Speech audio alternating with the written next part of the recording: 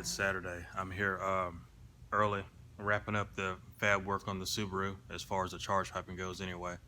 I just showed you doing the blow-off valve flange. I've got it all welded up and ready to put back on. What I was going to show you real quick is some of the obstacles in case somebody's wanting to do this, to doing this actual kit. I've used more bends in this one kit than I think I've ever used on any car for a single intercooler pipe set, because there's a lot to duck and dodge.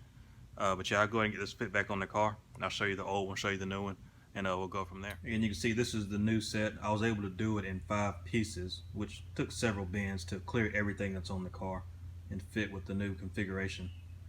And this is the old one. It was also 5 bends, but it didn't fit, so at least we're at the same bend count. I just have more bends in my pipes to clear and dodge and not rub anything. You can see this car has the bigger Garrett turbo upgrade on it, which this area back here is probably the tightest spot to get good clearance between all the pieces. You have the bottom, or the hot side, that has to come out and pass over the dog bone mount, clear all the hoses. He mounted the vibrant vacuum manifold there, so I want to make sure I cleared that.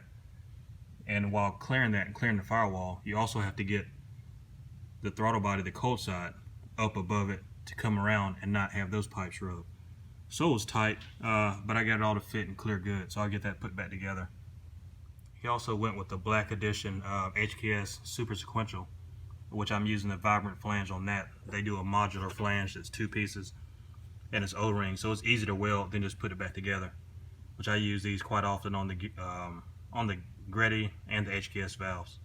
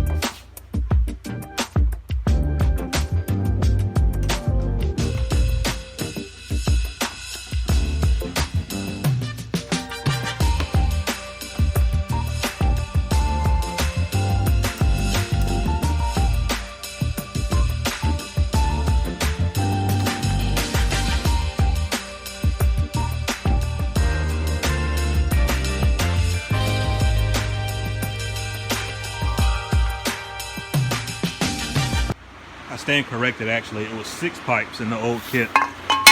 So we're down to 5 now, which there's less couplers in the new setup. I found 1 pipe in the car.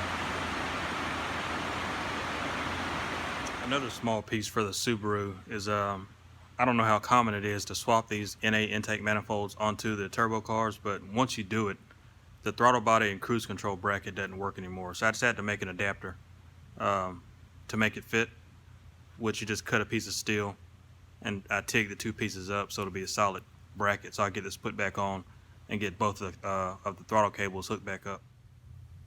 So I've got the fitment on that piece right. So what I'm gonna do now is pull it back off and just trim it out some so it looks more uniform. I'm sure he's gonna paint it wrinkle black again. So I'll just reshape the front so it looks like a better bracket.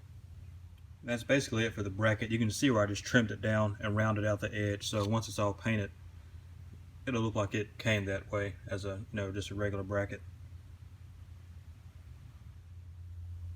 And you can see the Mishimoto oil cooler's been mounted.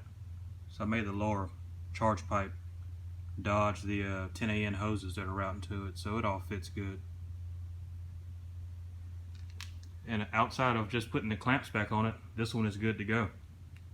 I'm going to put stainless worm gear clamps since it's all in tight spaces on a lot of the couplers.